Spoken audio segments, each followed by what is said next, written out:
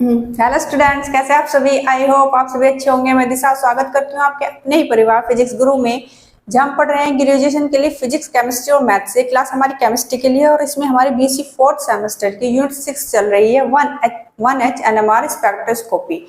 तो इसमें हमारा आज है कपलिंग कांस्टेंट। ये छोटा सा है, ज्यादा बड़ा नहीं है, ये वाला टॉपिक छोटा सा है। इससे पहले हमने पढ़ा था स्पिन स्पिन कपलिंग, तो वो अगर पढ़ लिया होगा तो कपलिंग कांस्टेंट भी हमें समझ में आ जाएगा। तो इसीलिए स्पिन स्पिन कपलिंग देख लेना।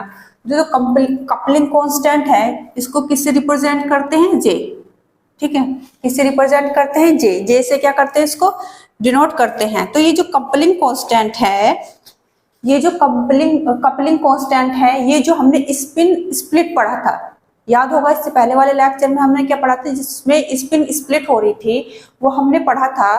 तो स्पिन स्प्लिट हुई, इन दोनों स्प्लिट के बीच का, जो दो स्प्लिट हुई इन दोनों स्प्लिट के बीच का डिफरेंस होता है, क्या होता है डिफरेंस, कांस्टेंट जे। ठीक है, तो दो पीक्स जो स्प्लिट हो रही है, उन पीक्स के मिडल पीक्स का हम मिडल डिस्टेंस लेंगे और उनके बीच की डिस्टेंस होगी। जब भी कोई स्पिन स्प्लिट होती है, ठीक है, जब भी कोई स्पिन स्प्लिट होती है, जितनी मल्टीपल फॉर्म में स्प्लिट होती है, ठीक है, जब भी कोई क्या स्पिन स्प्लिट होती है, ठीक है, तो जितनी मल्टीपल फॉर्म में स्प्लिट होती है, तो दो कॉन्स्टिट्यूंट पीक्स के बीच डिस्टेंस जो होती है वो कांस्टेंट होती है। तो इसीलिए इसको क्या बोलते हैं, कपलिंग कांस्टेंट बोलते हैं। तो मीन्स हमने अभी देखा था, अभी पहले हमने पढ़ा था स्पिन स्पिन कपलिंग। इसमें जो आई थी ट्रिपलेट, ये पीक्स आई थी, ऐसे ट्रिपलेट वाली जो पीक्स आई थी ये, ठीक है, ये आई थी, ध्यान में होगा इससे पहले वाले लेक्चर में जो पढ़ा था। तो ये जो है ये जो डिस्टेंस है, ये होता है कपलिंग कांस्टेंट जे। ये डिस्टेंस क्या कहलाता है, कपलिंग कांस्टेंट जे। तो ये डिस्टेंस जो है ये वहां भी सेम होता है और यहाँ भी, इस जगह भी ये सेम ही होगा और ये यहाँ भी, ठीक है, सब जगह क्या होगा, ये सेम ही डिस्टेंस होगा। समझ में आया क्या होता है कपलिंग कांस्टेंट। तो ये जो पीक्स के मिडल वाला, ये पीक्स के मिडल वाला जो डिस्टेंस है क्या कहलाएगा, कपलिंग कांस्टेंट जे। ये इस पीक्स और इस पीक्स के बीच भी उतनी ही डिस्टेंस है, ठीक है, इन पीक्स के बीच भी और इन पीक्स के बीच भी कितनी डिस्टेंस है, उतनी ही डिस्टेंस है, ठीक है, दूसरे इस पीक्स के बीच भी इतनी डिस्टेंस होगी। तो आगे देखो, जो जे की वैल्यू होती है, ये कपलिंग कांस्टेंट,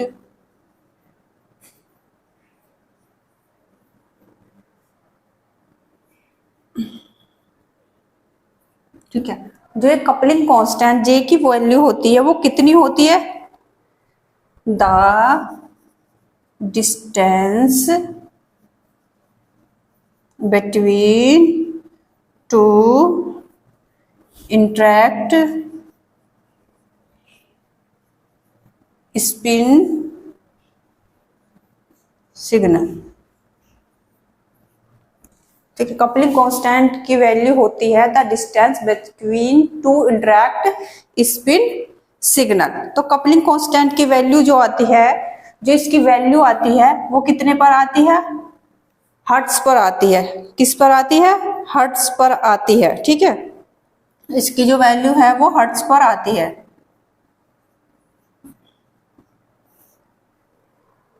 ठीक है, और कभी कभी साइक्लिक सेकंड, हर्ट्ज या साइक्लिक साइकिल सेकंड पर भी आती है, लेकिन मोस्टली हर्ट्ज पर आती है। जो कपलिंग कांस्टेंट जे की वैल्यू है वो किस पर आती है, वो हर्ट्ज पर आती है और साइकिल पर सेकंड पर भी आती है। ठीक है, साइकिल पर सेकंड भी आती है, लेकिन मोस्टली किस पर आती है, हर्ट्ज पर। ठीक है, और जो इसकी वैल्यू होती है 0 से 20 हर्ट्ज के बीच में होती है।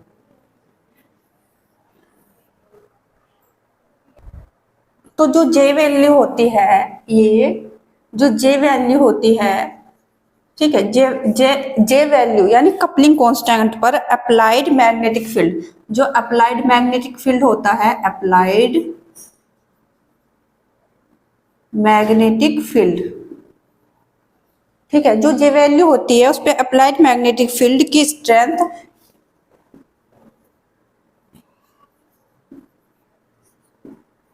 इंडिपेंडेंट होती है। मीन्स ये वैल्यू पर अप्लाइड मैग्नेटिक फील्ड का क्या नहीं पड़ता, कोई भी प्रभाव नहीं पड़ता, कोई भी इफेक्ट नहीं पड़ता। तो ये हमारा कपलिंग कांस्टेंट ये हो चुका, ये वेरी शॉर्ट में ही पूछ लिया जाता है आपसे।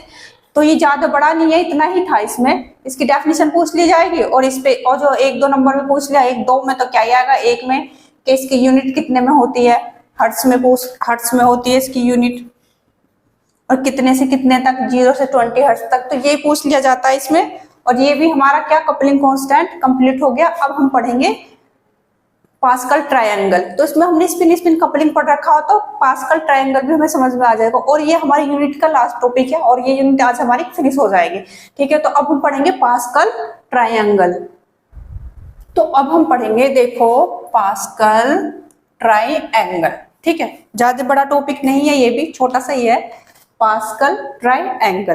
तो पास्कल ट्रायंगल से पहले देखो हमने क्या पढ़ा था, हमें क्या बताता है ये पास्कल ट्रायंगल जो है वो हमें क्या बताता है, वो बताता है relative intensity of the signal, ठीक है। क्या बताता है हमें, relative intensity of the signal, ठीक है।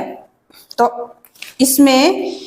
उसमें हमने जो इससे पहले हमने स्पिन कपलिंग पढ़ी थी, उसमें हमने डिस्कस किया था कि जो डबलेट है, तो इंटेंसिटी जो हमारा डबलेट है, ठीक है, जो डबलेट है उसकी इंटेंसिटी ये थी 1:1, ठीक है, ये तो था। और जो ट्रिपलेट था उसकी थी 1:2:1, यही तो थी।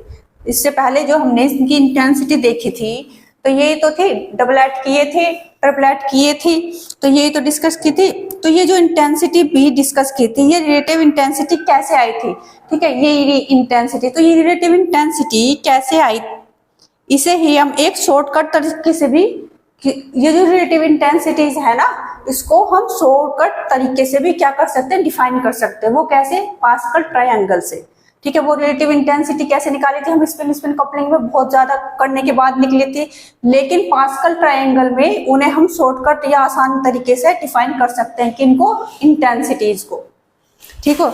इन इंटेंसिटी को हम क्या कर सकते हैं, इजी तरीके से डिफाइन कर सकते हैं with the help of pascal triangle. Pascal triangle बहुत इजी ट्रिक है जिसकी हेल्प से हम रिलेटिव इंटेंसिटी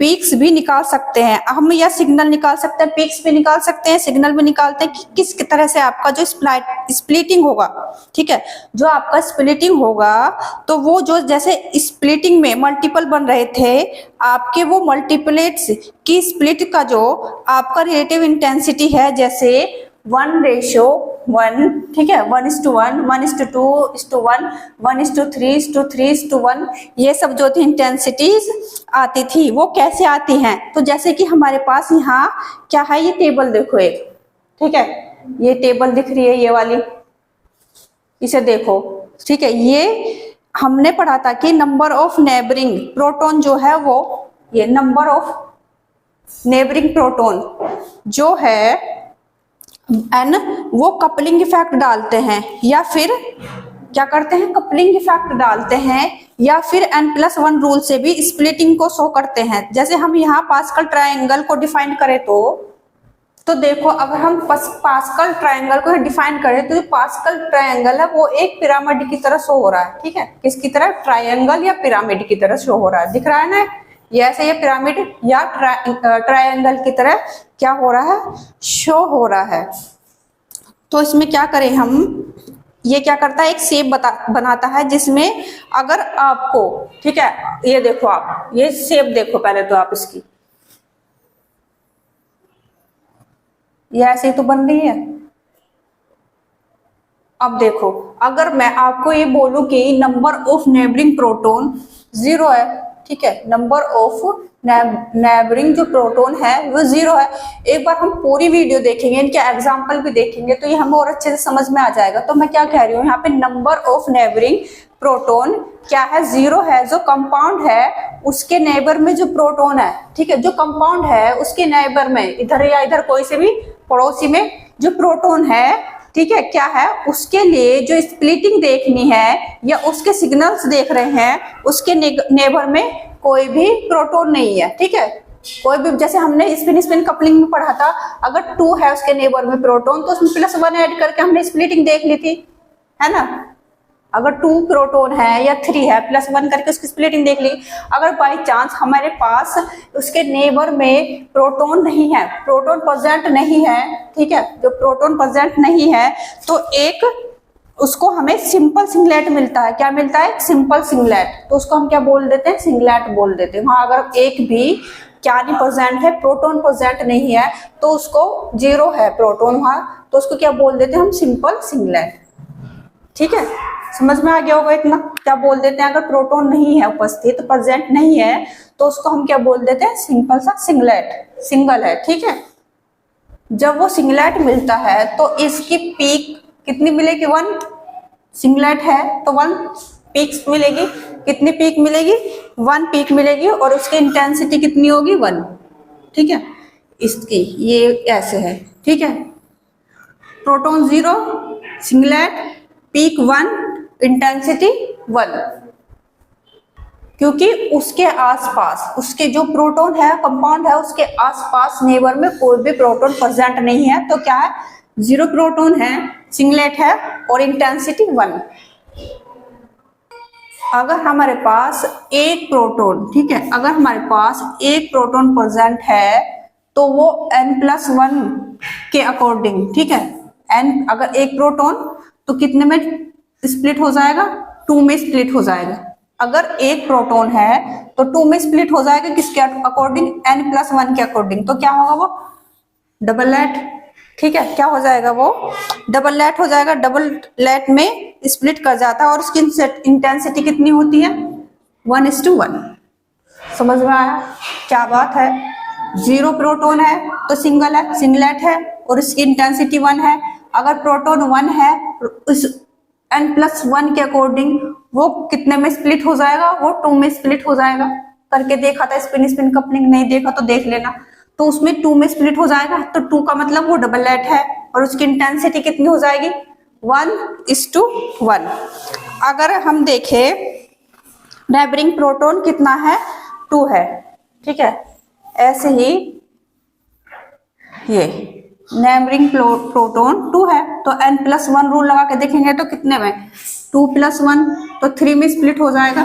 तो कितना हो जाएगा? ट्रिपलेट। और इंटेंसिटी कितनी आ जाएगी? 1:2:1। अगर 3 में स्प्लिट होगा तो 3+4 तो कितने में हो जाएगा? क्वार्टेट में इंटेंसिटी कितनी हो जाएगी? 1:3:3:1। ऐसे ही 4+1 तो 5 में स्प्लिट हो गया। तो क्या हो गया? क्वांटेट। 4 को क्या बोलते हैं? क्वार्टेट, ट्रिपलेट, इसको डबलेट और इसको 5 को बोलेंगे हम क्वांटेट। ठीक है, तो ये क्वार्टेट 4 को बोलेंगे क्वार्टेट। तो क्वार्टेट में स्प्लिट हो गया तो इसकी इंटेंसिटी कितनी होगी? 1:3:3:1। फिर ऐसे ही इसमें 5 प्रोटॉन है। इस रूल से देखेंगे तो 6, 5+1 = 6। तो कितने में? इसको बोलेंगे क्वांटेट। इसकी जो इंटेंसिटी होगी 1:4:6:4:1 हो जाएगी।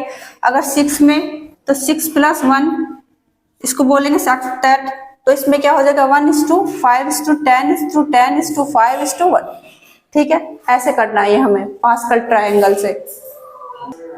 तो ये जो हमारा पास्कल ट्रायंगल है, इसे देख लो, ये कैसे हुआ? ये 1 है। ठीक है, सिंगलेट के लिए तो 1 है, इतना समझ में आ गया। सिंगलेट के लिए 1 है तो इसमें इधर इधर 1 1 लिख लेंगे।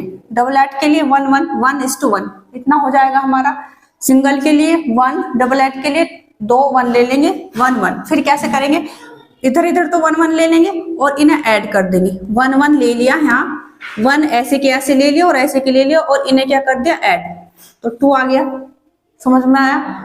ये 1 इधर वाला इधर ले लिया और इधर वाला इधर ले लिया, फिर इन दोनों 1 को ऐड कर दे तो 2 आ गया। ऐसे ही हम इसके लिए आ जाएंगे ट्रिपलेट के लिए। 1 1 इधर ऐसे का ऐसे ले लिया, 1 ऐसे एज इट इज ले लिया ऐसे ही, और इस इन्हें प्लस कर दिया 2 1 3, फिर इन्हें प्लस कर दिया 2 1 3। ठीक, ऐसे ही 1 इधर ले लिया, 1 इधर ले लिया, 3 1 जोड़ दिया 4, फिर 3 3 प्लस करा 6, 3 1 प्लस करा 4 1। तो ऐसे इनकी इंटेंसिटी निकाल लेंगे। इधर 1 ऐसे ले लिया, इधर ऐसे ले लिया, 4 1 प्लस करा तो 5 आ गया, 4 6 प्लस करा तो 10 आ गया, 6 4 प्लस किया तो 10 आ गया, 4 1 प्लस करा तो 5 आ गया। क्या है इसमें, जो सिंगलेट है इसका 1 है, डबलेट का हमें ये पता ही रहेगा, ये तो ध्यान में रहेगा 1 1। तो फिर ये 1 तो ऐसी कैसे लिखना है मैं लास्ट तक, और इन्हें बीच बीच में प्लस भी करते चले जाना। जैसे यहाँ 1 1 प्लस करा 2 आ गया, अब यहाँ 1:2:1 आ गया, तो क्या करेंगे, ये 1 ऐसे लिख लिए और ये 2 1 प्लस करे, फिर यहाँ 2 1 ये वाला प्लस करा, ये 1 1 ऐसे लिख लिए, ये प्लस करा, ये दोनों प्लस किए, फिर ये दोनों प्लस किए, ये 1 ऐसे लिखा था, ऐसे ये 1 ऐसे के ऐसे लिखा था, 4 1 प्लस कर दिए 5 हो गया, फिर ये दोनों, फिर ये दोनों, फिर ये दोनों, ऐसे हम इनकी इंटेंसिटी निकालते चले जाएंगे। अब देखो जो ये पीक एरिया है, जो पीक एरिया है ना, वो किस पे डिपेंड करता है, नंबर ऑफ एब्जॉर्बिंग प्रोटॉन। ठीक है, जो पीक एरिया है वो डिपेंड करता है नंबर ऑफ एब्जॉर्बिंग प्रोटॉन। ठीक है, जो मल्टीप्लिसिटी सिग्नल है वो डिपेंड करता है मल्टीप्लिसिटी सिग्नल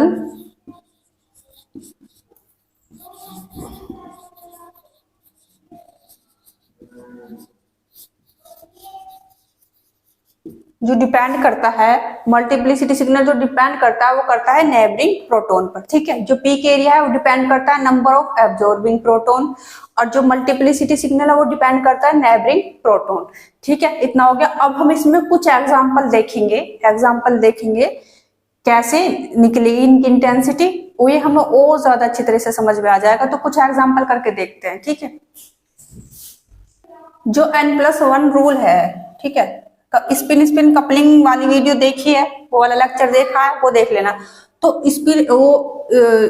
n+1 रूल के अकॉर्डिंग ही अब तक हमने क्या देखा था, n+ रूल में हमने अभी तक पढ़ा था कि सिर्फ एक साइड पर जो नंबर ऑफ प्रोटॉन प्रेजेंट है उस प्रोटॉन के अकॉर्डिंग स्प्लिटिंग कैसे होगी। ठीक है, जैसे ये तो देखा था हमने CH3CH2Cl।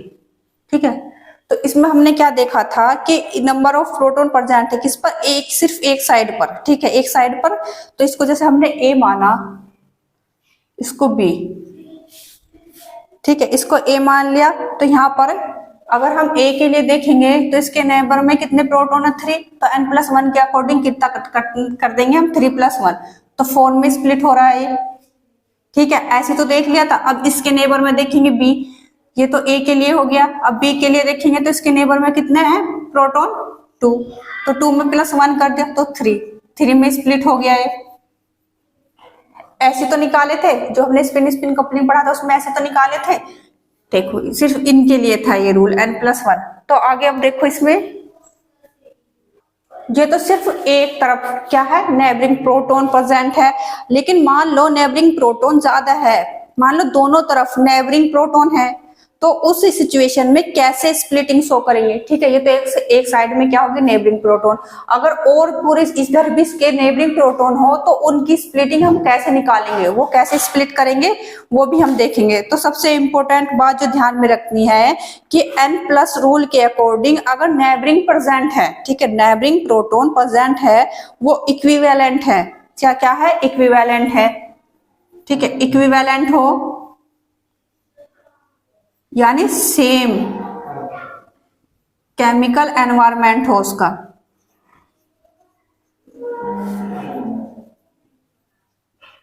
ठीक, क्या हो, इक्विवेलेंट हो, सेम केमिकल एनवायरनमेंट हो, तो ही हम क्या निकाल सकते हैं, n+1 रूल के अकॉर्डिंग वो निकाल सकते हैं उसकी स्प्लिट। तो एक बार देखो, एक एग्जांपल देखो आप, ये वाला तो हमने निकालना आता था, जिसमें सिर्फ एक नेबर प्रोटॉन प्रेजेंट हो, लेकिन इसके दोनों तरफ नेबर प्रोटॉन प्रेजेंट हो, तो हम कैसे निकालेंगे वो देख रहे हैं।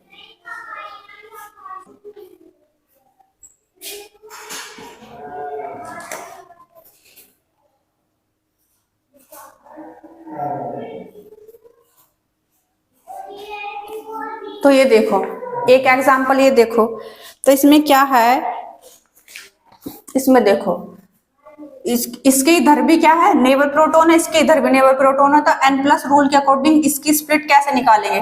तो इधर देखो ये वाला जो है और ये वाला जो है, इनका जो केमिकल एनवायरनमेंट है सेम है। सेम कैसे है, दोनों O से जुड़े हुए हैं, दोनों O से जुड़े हुए हैं दिख रहा है, और दोनों CH2 से जुड़े हुए हैं, ये वाले दोनों। तो इनको हम दोनों को A का नेम दे देंगे, क्योंकि सेम केमिकल सेम एनवायरनमेंट वाले क्या है, ये प्रोटोन है, तो इन दोनों को हम A का नेम दे देंगे और इसको दे देंगे B।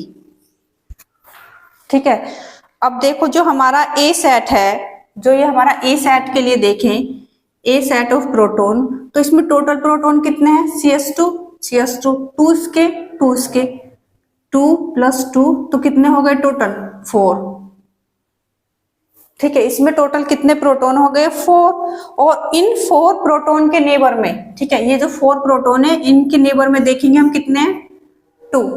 नेबर इसका पड़ोसी यही तो हुआ बी वाला, बी सेट वाला, निकाल लेंगे आसानी से। समझ में आ रहा है मैं क्या कहना चाह रही हूँ। अगर हम ये सेम एनवायरनमेंट के हैं, कैसे, ये दोनों जुड़े अटैच O से हैं और यहाँ CH2 से अटैच हैं, तो इनको हम एक ही सेट का नाम दे देंगे, इसको A मान लेंगे। ये क्योंकि अलग है, अलग एनवायरनमेंट में है, तो इसको B का नाम दे देंगे। तो A सेट में जितने प्रोटोन है इसके और इसके दोनों क्या कर लेंगे, प्लस करके लिख लेंगे, कितने आ गए 4। और इनके नेबर में कितने हैं 2, नेबर में कितने हैं 2 प्रोटोन है, तो हम इसको निकाल ही लेंगे। इसकी स्प्लिटिंग कैसे होगी, n+1 के अकॉर्डिंग 2 + 1, तो 3 में स्प्लिट हो जाएगा। ठीक, अब ऐसे ये तो हमारा A सेट के लिए हो गया। B सेट के लिए देखेंगे, D के नेबर में कितने प्रोटोन है 4 2 to 4 दोनों माने जाएंगे, तो 4 + 1, तो 5 में स्प्लिट हो जाएंगे। ठीक है, 5 में स्प्लिट हो जाएंगे। इसको पता ही है, इसको हम ट्रिपलेट बोल देंगे, इसको क्वांटेंट बोल देंगे। ये भी नेम ध्यान रख लेना, ट्रिपलेट क्वांटेंट, तो इसको ट्रिपलेट बोल देंगे, इसको क्वांटेंट बोल देंगे। इसकी पीक्स कहाँ आएंगी, इसकी पीक्स जो ये है A सेट, क्योंकि ये O से अटैच है, ठीक है, किससे अटैच है O से, तो ये इसे क्या कर देगा, इसके इलेक्ट्रॉन इधर शिफ्ट हो जाएंगे। ठीक है, तो क्या होगा, ये क्या हो गया, डिसिल्डेड हो गया, ये डिसिल्डेड प्रोटॉन हो गया। ठीक है, और डिसिल्डेड प्रोटॉन की पिक्स कहां पर आती है, डाउनफील्ड पर।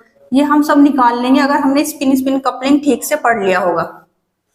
जो हमारा बी सेट है ये, क्योंकि ये CH2 से इधर अटैच है, तो इधर भी CH2 से अटैच है, तो ये क्या हो गया, सिल्डेड हो गया।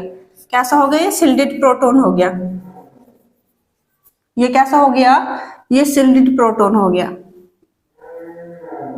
सिल्डेड प्रोटॉन हो गया, तो इसकी पीक्स कहां पर आएगी, इसके अपफील्ड पर आएगी। समझ में आ गया, ये समझ में आ गया। अब हम निकाल लेंगे, जब ये इलेक्ट्रोनेगेटिव ग्रुप से जुड़ा होगा तो क्या हो जाएगा, ये अपने इलेक्ट्रॉन इधर क्या करेगा, अट्रैक्ट करेगा O, तो क्या हो जाएगा, डिसिल्डेड हो जाएगा। डिसिल्डेड है तो डाउनफील्ड पर इसकी पीक्स आएंगे। और ये क्या है, सिल्डेड है, क्योंकि CH2 से अटैच है, ये यहाँ तो अटैच है नहीं O से, तो ये क्या हो जाएगा, सिल्डेड। और सिल्डेड की हमें पीक्स पता है कहाँ आती है, अपफील्ड पर। तो समझ में आ गया। समझ में ना आया हो तो 1-2 एग्जाम्पल करके देख लेना। अब एक और एग्जाम्पल देखते हैं हम।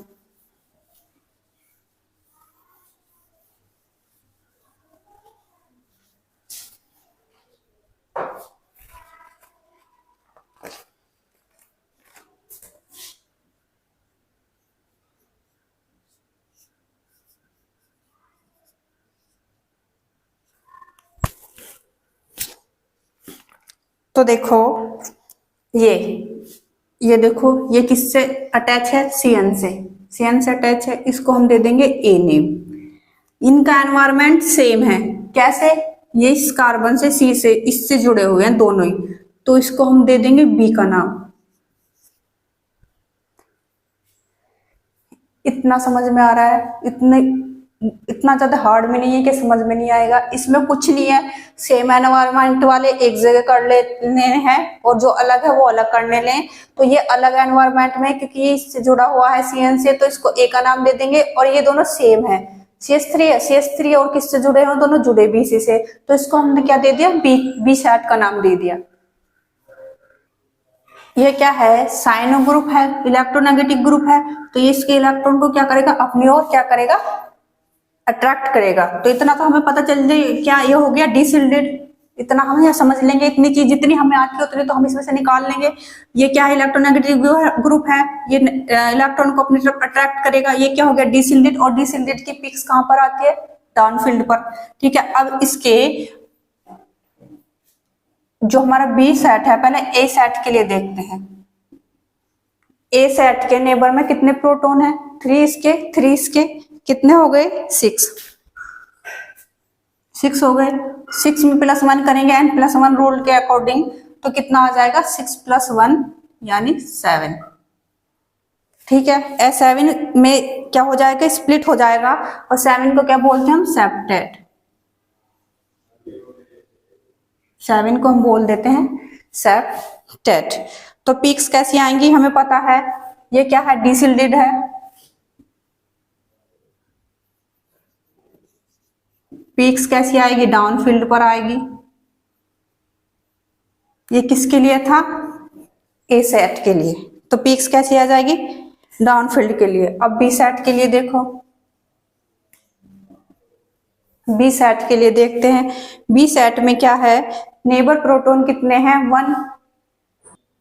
ठीक है, नेबर प्रोटॉन 1 सिंगल है, तो 1 इसमें देखेंगे ना, इनके लिए ये नेबर है, ये इसका पड़ोसी है, तो इसमें देखेंगे 1, तो n+1 के अकॉर्डिंग 1+1 तो 2 आ गया, तो क्या आ गया, ड्यूप्लेट हो गया, ड्यूप्लेट या डबललेट कुछ बोल देते हैं। और यह क्या है, सिल्डेड है, क्यों, क्योंकि ये इससे अटैच नहीं है, ये दोनों CH से अटैच है, तो ये क्या हो गया, सिल्डेड हो गया।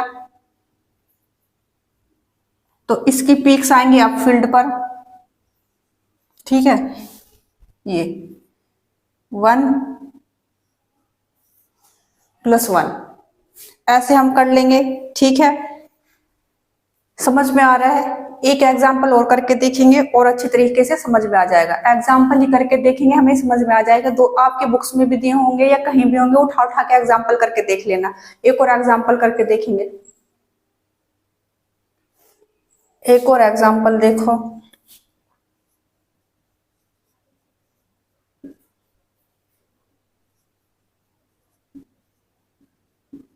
एनवायरमेंट देखो किस किस का सेम है, किसी का भी सेम नहीं है। क्या हो गया यहाँ, 3 सेट ऑफ प्रोटोन, 3 सेट हो गए प्रोटोन का, एक ए, एक बी, एक सी। तो कैसे करेंगे हम, पहले ए सेट के लिए देख लेते हैं। ये ठीक है, ए सेट के लिए देख लेते हैं। तो ये वाला जो सेट है ए सेट, इसके नेबर में प्रोटॉन प्रेजेंट नहीं है, तो इसका क्या मिलेगा, सिंगलेट मिलेगा।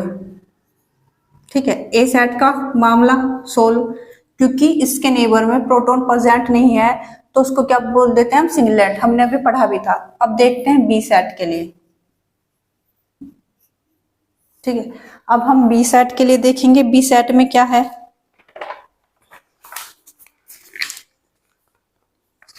इस तरफ तो बी सेट के इस तरफ तो कोई भी प्रोटॉन नहीं है। ठीक है, दिख रहा है कोई भी प्रोटॉन प्रेजेंट नहीं है। इधर कितने हैं, 3, तो 3+1 इसके अकॉर्डिंग तो कितने आ जाएंगे, 4। ठीक है, क्या आ गया हमारा, 4 क्या हो जाएगा, क्वार्टेट।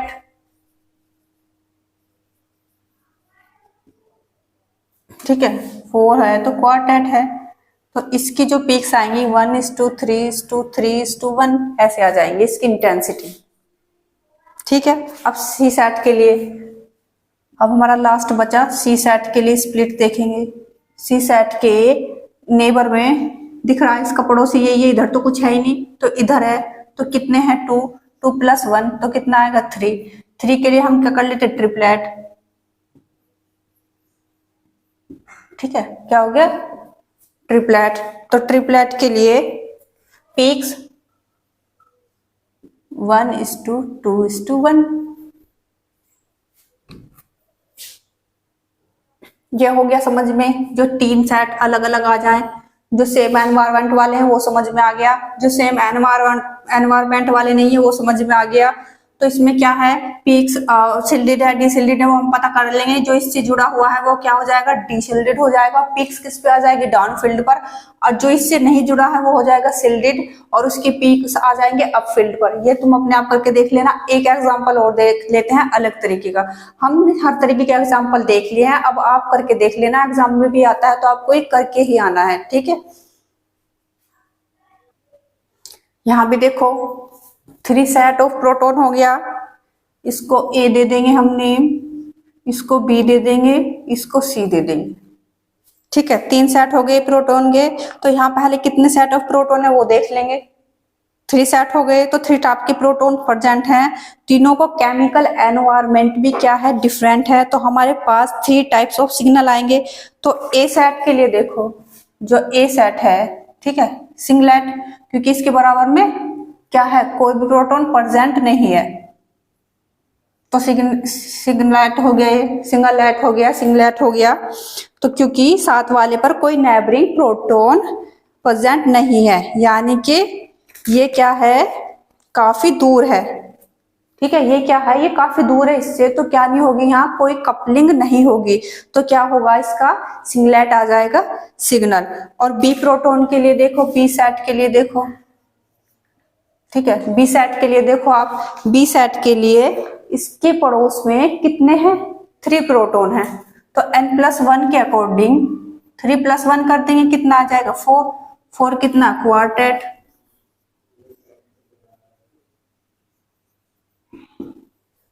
कर लेंगे ऐसे, क्या हो गया हमारा, क्वार्टेट हो गया।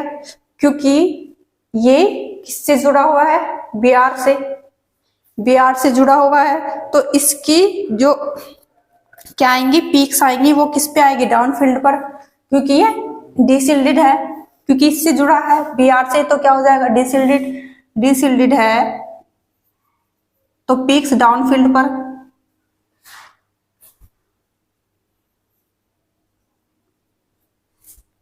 डाउन फील्ड पर आ गई। अब हमारा क्या बचा, ये वाला सेट बचा, कौन सा, सी सेट।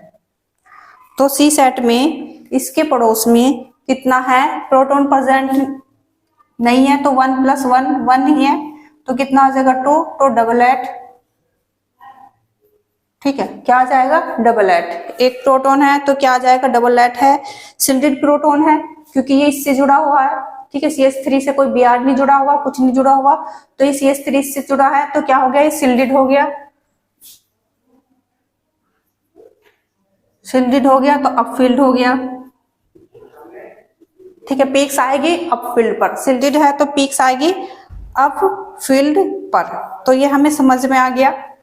ये सब आप करके देख लेना जितना भी हमने किया, ठीक है। ये जितना भी हमने किया आप सारा कुछ प्रैक्टिस करके देख लोगे, प्रैक्टिस करोगे तो ये आपको आ जाएगा। नहीं भी करोगे मुझे लगता है तो भी आ जाएगा, इतना हार्ड नहीं है। शिल्डेड, डिशिल्डेड, अपफील्ड, डाउनफील्ड कहाँ है, कब है, तो आपसे अपफील्ड के बारे में पूछ सकता है एग्जाम में, डाउनफील्ड भी आ सकता है, शिल्डेड, शिल्डेड, डिशिल्डेड, क्वार्टर, कुछ भी पूछ सकता है। 1 नंबर में भी 2 नंबर में भी ये आ जाते हैं, कुछ भी ये सोल्व करने के लिए आ जाएगा। तो हम क्या कर देंगे, आराम से कर देंगे। तो हमारी ये यूनिट 6 1H NMR स्पेक्ट्रोस्कोपी आज फिनिश हो चुकी है। अब हम जब भी पढ़ेंगे यूनिट 7 पढ़ेंगे मास स्पेक्ट्रोस्कोपी। तो आई होप आपको क्लियर हुआ होगा। आज के लिए इतना ही, थैंक यू।